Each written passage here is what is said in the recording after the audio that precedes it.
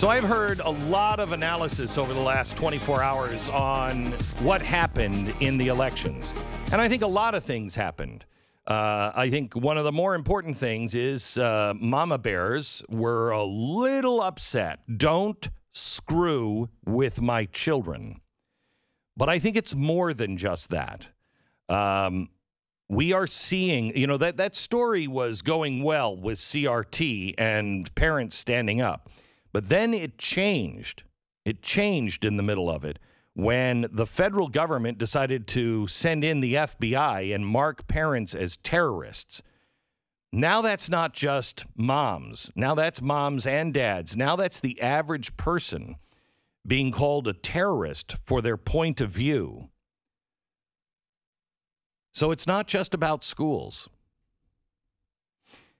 It's not just about COVID. It's not just about Afghanistan. It's not just about the border. It's not just about inflation. It's not just about the direction of the country. It's not just about global warming and what's happening over in Scotland. It's all of it. It's all of it. The message that the media and the elites should get, I mean, the media ratings are horrendous, horrendous. By the way, congratulations to Greg Gutfeld on his enormous success on being the #1 show on nighttime television. But what you don't know is that on most broadcasts at night, Steven Crowder is beating Gutfeld by probably 200,000 to 500,000 in the demo. That's a remarkable number.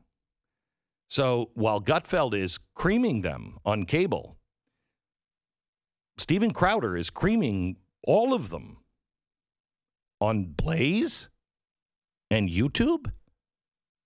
What? See, they're not recognizing what you already know. It's over for the media. They really think that if they continue to tell you it was a bloody January 6th, that you will actually believe that it was worse than the Civil War. You know how bad it was. It was bad. It was embarrassing.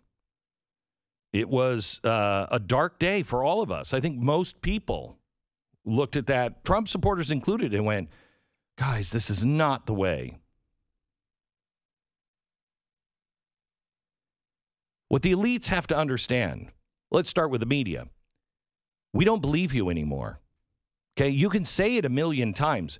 We don't believe you anymore. You have a serious credibility problem.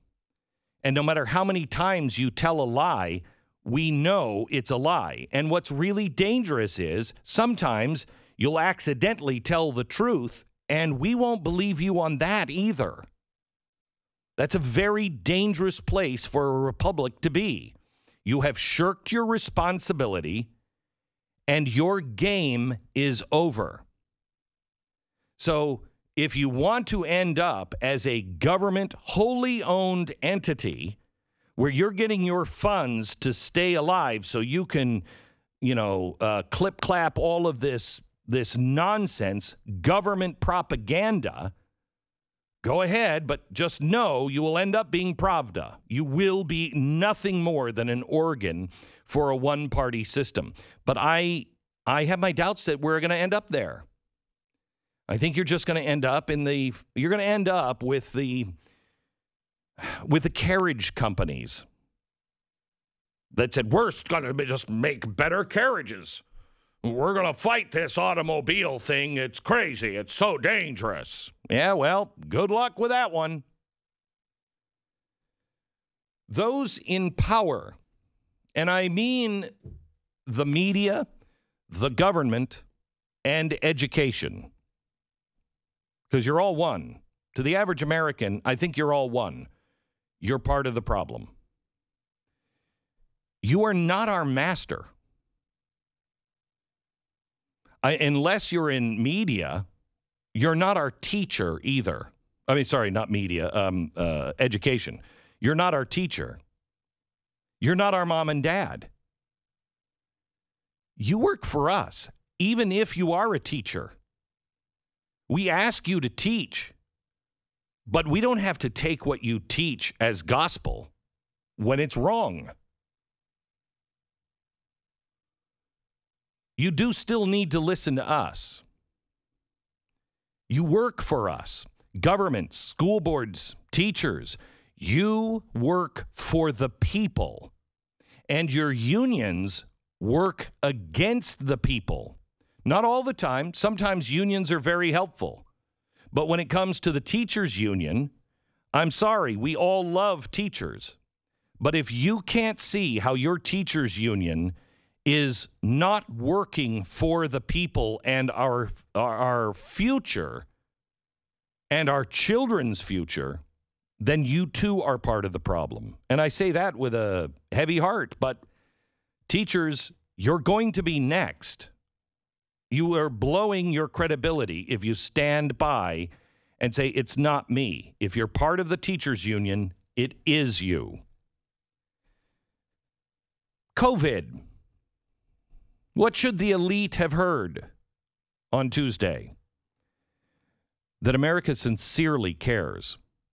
That none of us want to die, and none of us want somebody's grandparents to die. We didn't know what we were dealing with the 15 days to flatten the curve. By summer, we had a pretty good handle on it, and by September, we understood that the teachers' unions were running the show, and this was now about politics and not about medicine. And yet you continued to grow this behemoth. We closed our businesses in good faith because we were all trying to do what was right. But Home Depot and Amazon, those whose address really is Wall Street, they were the big winners. Not a single soul on Main Street. You bailed out the banks and not the people who had the loans in 2008. You bailed out the giants in 2020 while we closed our shops on our dreams, and we're tired of it. We're tired of the elites. We're tired of the giant corporations that are playing some game that none of us are in on. We're tired of you funding them and giving them special favors. You think we're sheep and that you're the rancher, but we're not sheep. I hope the people in elected office, I hope the people in the media, and I hope the people on college campuses understand we're not sheep.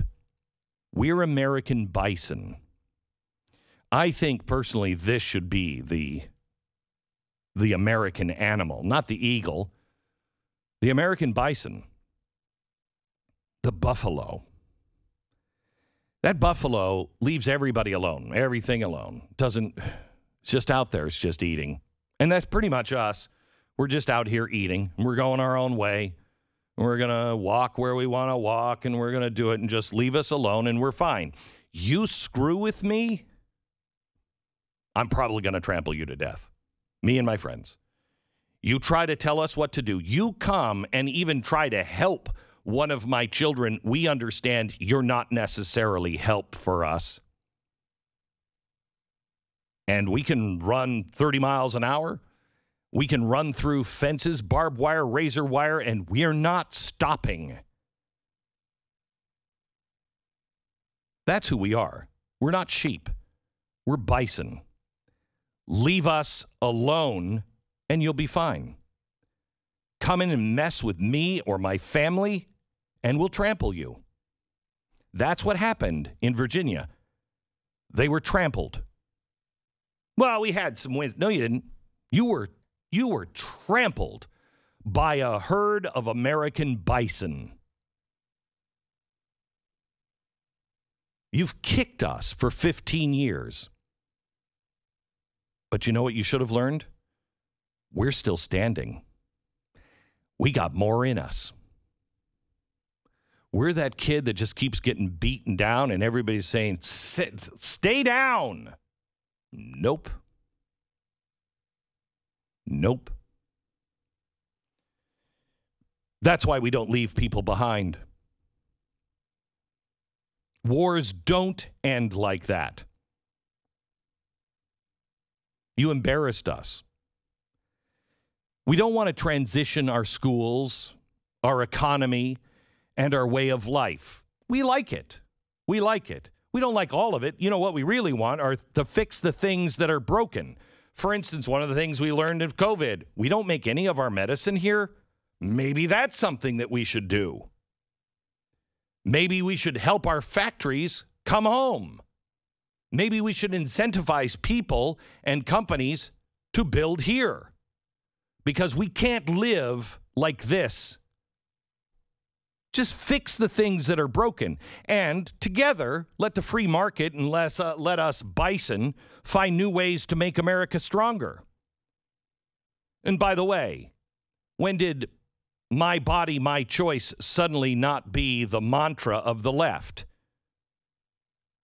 It's my body, and that's my child, and my child's body.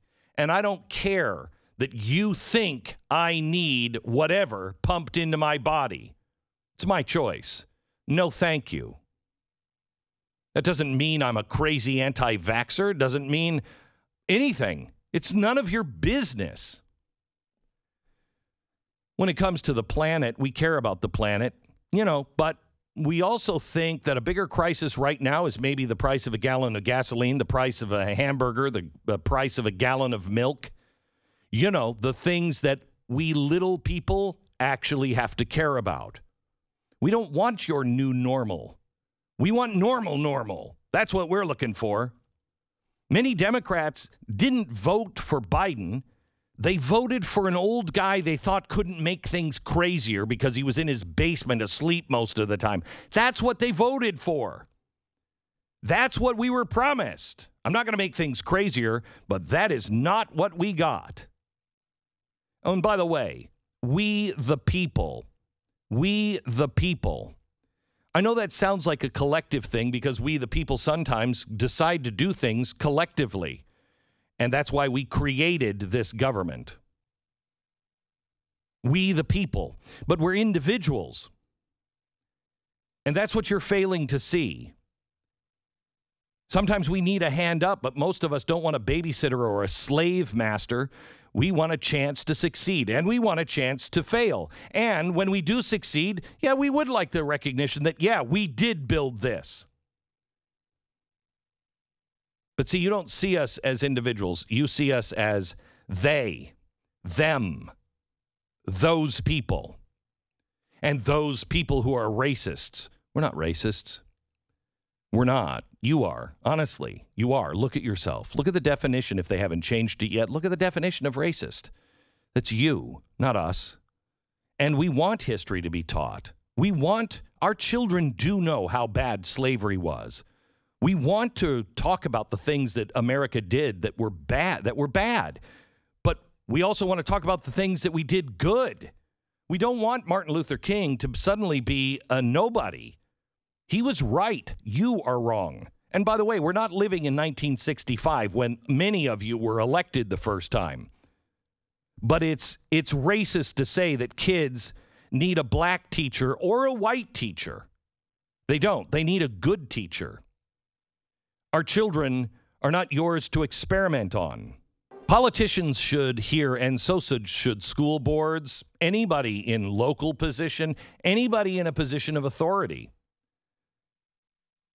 What I think America was saying is don't teach my children to hate, because we've worked really hard to make sure they see people for who they are. We've made a lot of progress, and mainly because of Martin Luther King. We judge people on the content of the character, and I have worked really hard on that as a dad, and you are undoing a lot of things that I have tried to work hard on to make sure my kids understand.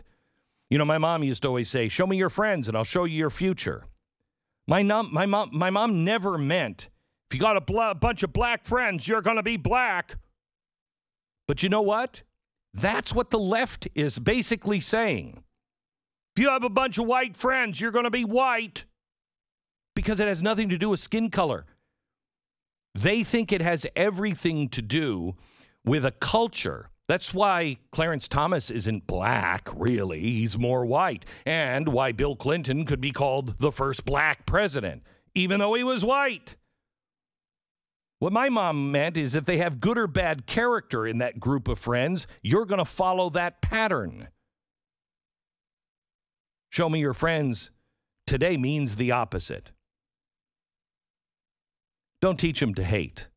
Don't teach my children to hate. Don't teach my children to hate others. And just as important, if not more important, don't teach them to hate themselves.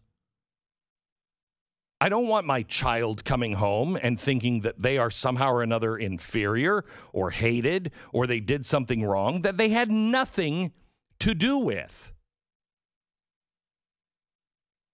See, the one thing that the politicians really need to hear is you're screwing with not just my children, but sometimes 10, sometimes 5, sometimes 20 years of hard work of trying to do the right thing for your children and teach them the right thing. And then you take them in your schools and you teach them all the exact opposite things, and I pay for it. No, you're on the wrong track.